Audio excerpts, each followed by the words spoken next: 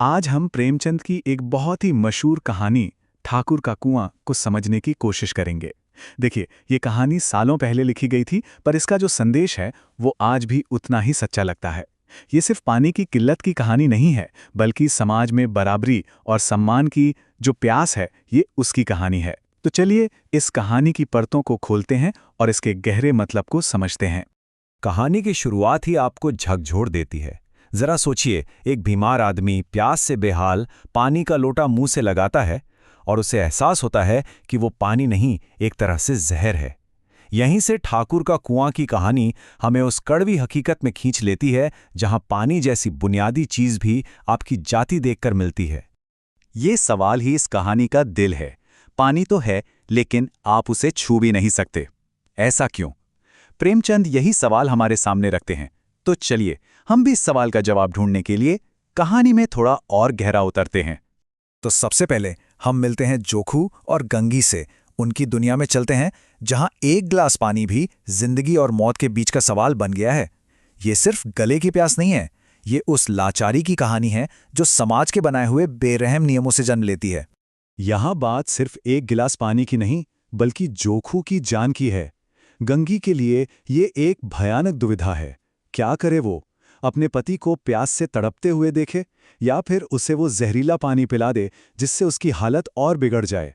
ये समाज की क्रूरता ही तो है जो एक इंसान को ऐसे दौराहे पर लाके खड़ा कर देती है। तो सवाल वही है, आखिर साफ पानी क्यों नहीं है? जवाब बहुत सीधा है, लेकिन बहुत भयानक भी। जवाब है समाज की खड़ी की हुई दीवारें। वो दीवारें जो इंसान को इंसान से अलग करती हैं। चलिए इन दीवारों को थोड़ा और पास से देखते हैं। यहाँ देखिए, दो दुनियाएं कितनी साफ दिख रही हैं। एक तरफ है गंगी और झोंकू का कुआं जिसका पानी सड़ चुका है, और दूसरी तरफ है ठाकुर और साहू के कुएं, जहां पानी तो साफ है पर उस पर जाति का ताला लगा हुआ है। ये कहानी हमें यही दिखाती है कि कैसे एक ही गांव में कुछ लोगों के लिए जिंदगी कितनी आसान है और दूसरों के लिए एक एक घूंट पानी भी कितना मुश्किल। ये शब्द जोखू के हैं, हाथ पांव तुड़वा आएगी और कुछ न होगा। ये सिर्फ शब्द नहीं है, ये वो डर है जिसमें वो लोग जी रहे हैं। ये डर सिर्फ बेइज्जती का नहीं, ये डर उस हिंसा का है, उस मारपीट का है जो समाज के बनाए नियम तोड़ने पर मिलती है।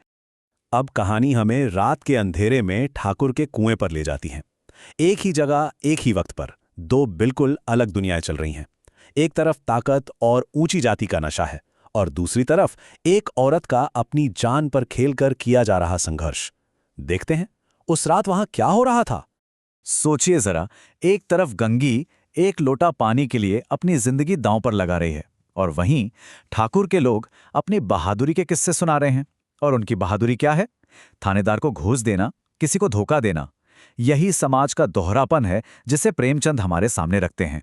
इस अंधेरे में छुपी हुई गंगी सिर्फ पानी लेने नहीं आई है, वो मन ही मन उस पूरे सिस्टम से सवाल कर रही है जो उसे इंसान का दर्जा नहीं देता।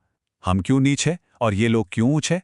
ये सवाल सिर्फ गंगी का नहीं है, ये सदियों से दबाया गया एक सवाल है जो आज भी गूंजता है। गंगी के इस सवाल खोखले नहीं है। वो इन तथाकथित ऊंचे लोगों की असलियत जानती है। वो देखती है कि जो ठाकुर खुद को ऊंचा समझता है उसने भेड़ चुराई है, जो पंडित धर्म की बात करता है वो जुआरी है, और जो साहू बड़ा व्यापारी बनता है वो घी में तेल मिलाता है। तो फिर ये लोग ऊंचे कैसे हुए? और कहानी एक और परत खोलती है। जो ऊंची जाति की औरतें पानी भर रही हैं, वो भी खुश नहीं है। वो भी अपने पतियों के हुक्म की गुलाम है, नौकरानियों की तरह काम कर रही हैं।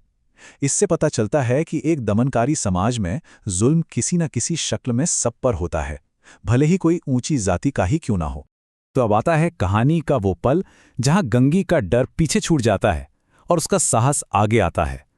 अंधेरे का फायदा उठाकर वो एक ऐसा कदम उठाने वाली है जो सिर्फ पानी की चोरी नहीं, बल्कि उस पूरे जालिम समाज के खिलाफ एक छोटा सा विद्रोह है। बस उस एक पल के लिए गंगी को ऐसा महसूस होता है जैसे उसने कोई जंग जीत ली हो। मैदान साफ है, अंधेरा उसका दोस्त है और खामोशी उसकी ताकत। उस एक पल में वो कोई लाचार औरत नहीं है, वो एक योद्धा है जो अपनी और अपने पति की जिंदगी के लिए लड़ रही है।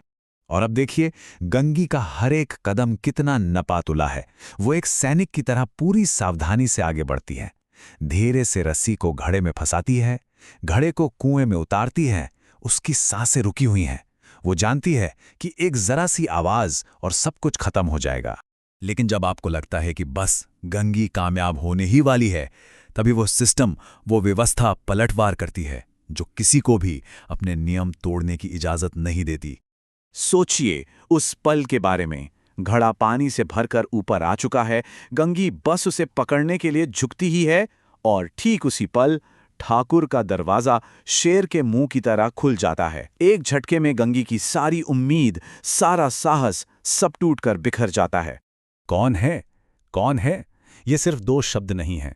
ये उस पूरी व्यवस्था की धमकी भरी आवाज है जो पूछ रही है, तुम्हारी हिम्मत कैसे हुई हमारी हद में कदम रखने की? यह आवाज गंगी के कानों में एक हथौड़े की तरह बजती है। और बस सब खत्म। डर के मारे गंगी के हाथ से रस्सी छूट जाती है। घड़ा जोर से पानी में गिरता है और उसकी आवाज उस खामोश रात में गूंजती है, जैसे गंगी के टूटे हुए सपने की आवाज हो। गंगी के पास भागने के अलावा कोई रास्ता नहीं बचता। अब हम कहानी के उस अंत पर पहुंचते हैं जो आपको अंदर तक हिला देता है। ये अंत हमें दिखाता है कि जब एक अकेला, कमजोर इंसान एक ताकतवर सिस्टम से टकराने की कोशिश करता है तो नतीजा क्या होता है। याद है ना, ये सब क्यों शुरू हुआ था? मिशन बहुत छोटा था, सिर्फ एक लोटा साफ पानी, एक बीमार आदमी की प्यास बुझाने के लिए। एक ऐसी जरूरत जो हर इंसान का, हर जानवर का हक है। और अंजाम क्या हुआ? गंगी अपनी जान जोखिम में डालकर खाली हाथ घर लौटती है और वो देखती है कि उसका पति झोखू प्यास से इतना बेबस हो चुका है कि वो वही बदबूदार जहरीला पानी पी रहा है। ये सिर्फ गंगी की हार नहीं है, ये उस पूरे समाज की हार है जो अपने ही एक सदस्य को एक घूंट साफ पानी तक नहीं दे सका। तो अंत में ठाकुर का कुआं सिर्फ एक कहानी बनकर नहीं रह जाती, ये एक बड़ा सवाल बन जाती है। एक ऐसा सवाल जो हम सबको अपने आप से, अपने समाज से पूछना चाहिए। जब एक समाज नफरत और भेदभाव से इंसानियत का कुआं खुद ही जहरीला कर देता है, तो क्या उस जहर से कोई भी बच सकता है? शायद इस सवाल का जवाब हम सबको मिलकर ढूंढना होगा।